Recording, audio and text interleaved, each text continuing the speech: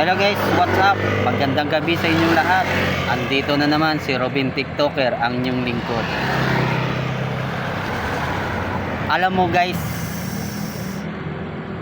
nagpa-activate ako sa Move It. Kakatapos lang. Umaga ako pumunta para hindi maabutan ng cut-off. Kaya natuloy din ako bilang Move It Taxi.